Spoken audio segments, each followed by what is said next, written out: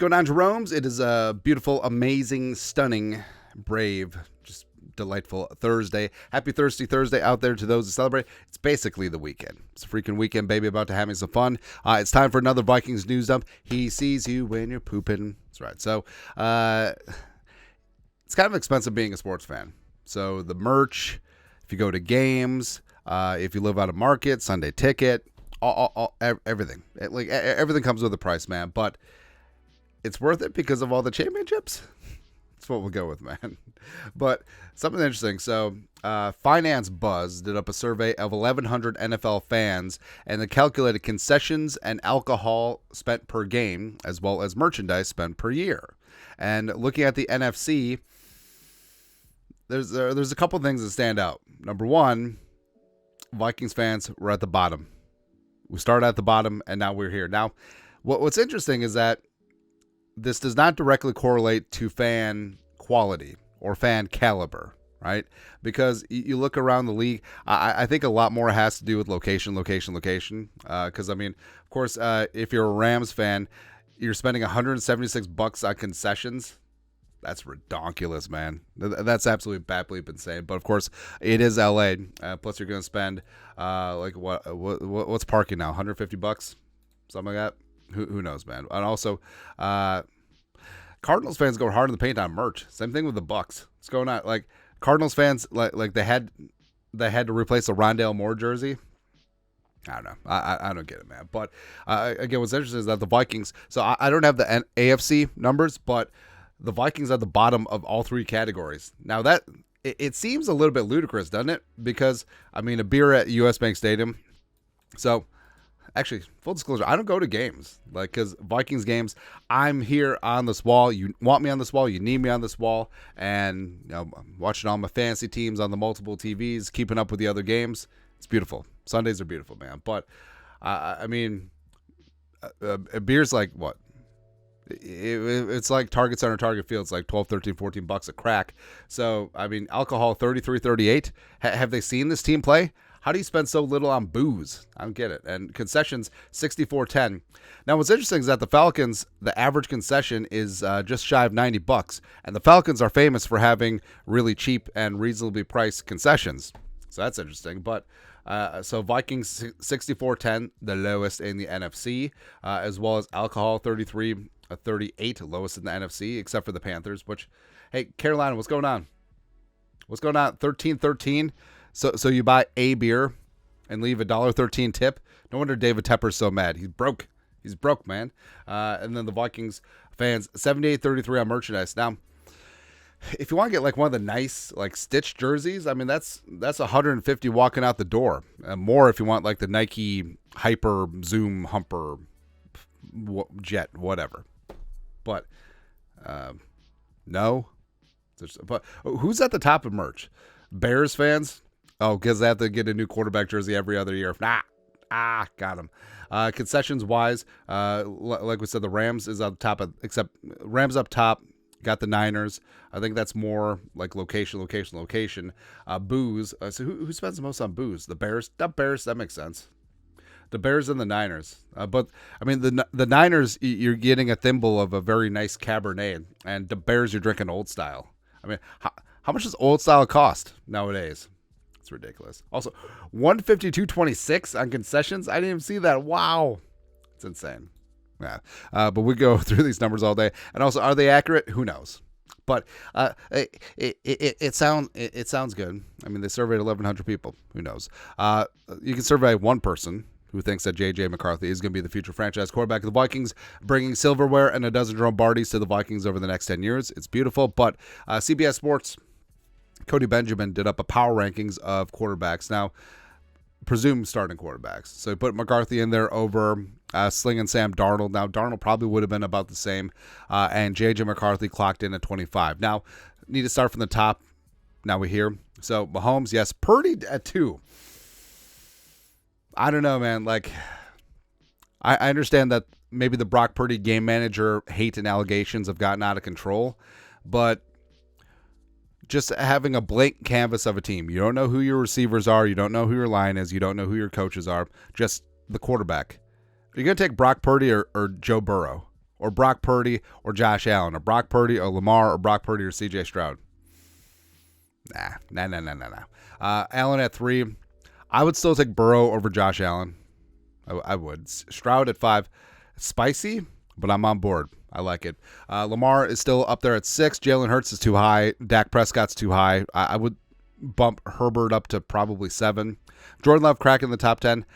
I'm not upset about it, but also people forget that he was ass, thank you, the first half of last season. No big deal. So getting into the rest of it. So Rodgers at 11. I'm glad that he wasn't in the top 10. 2 was too high. Jared Goff is too high. Kirk Cousins. So it's funny that Kurt finally gets some respect once he goes to the Falcons. I just played.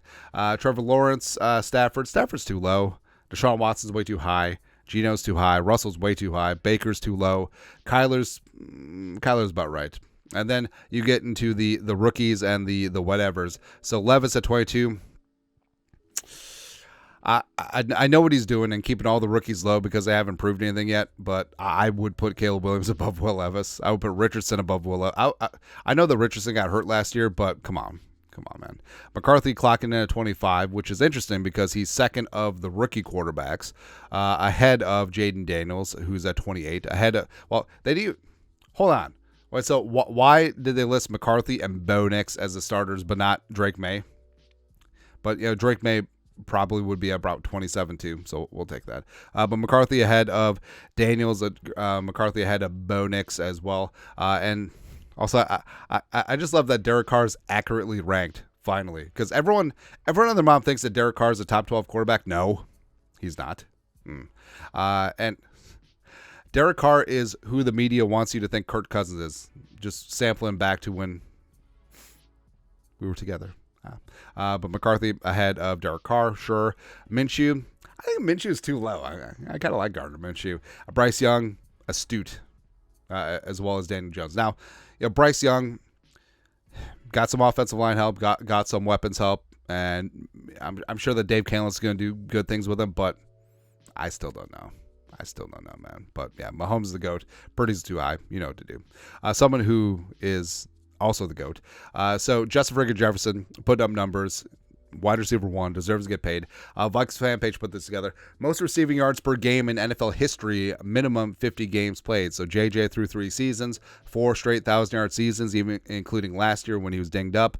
But JJ averaging 98.3 yards per game, which is a good temperature, ahead of Calvin Johnson, like 12 plus yards per game ahead of Calvin Johnson, ahead of Antonio Brown. Now, Antonio Brown, he started off slow, but he had like a 5-6 year stretch where he was absolutely insane.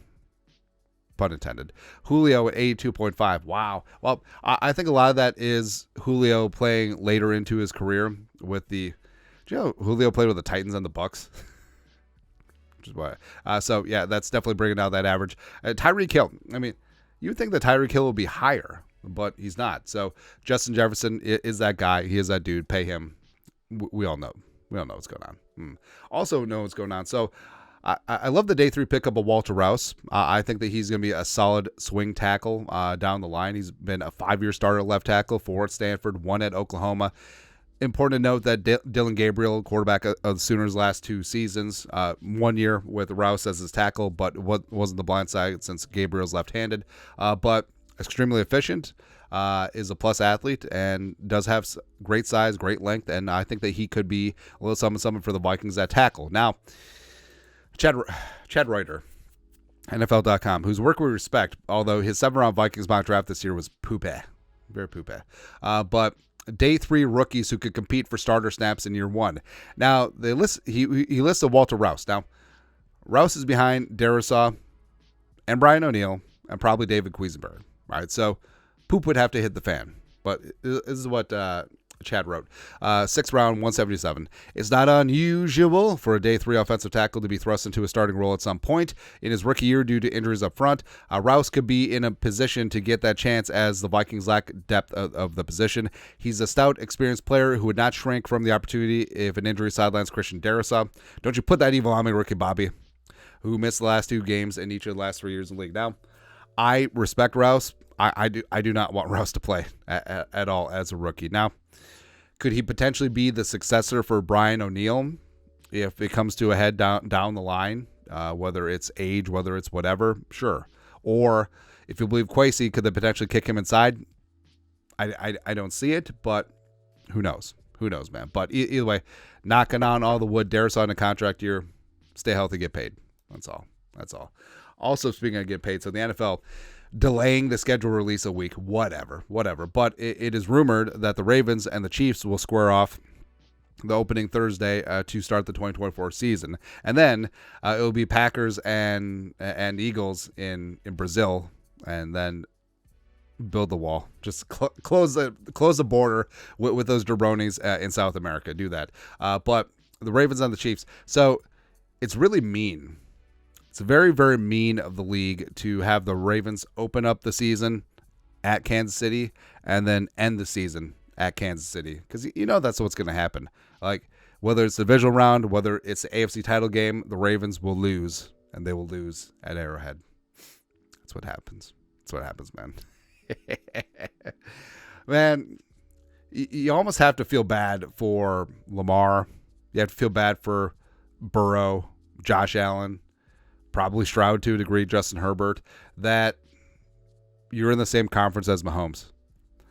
And your path to the Super Bowl is basically impossible. I mean, I know that Joe Burrow squirted one in there, but I mean, it's tough.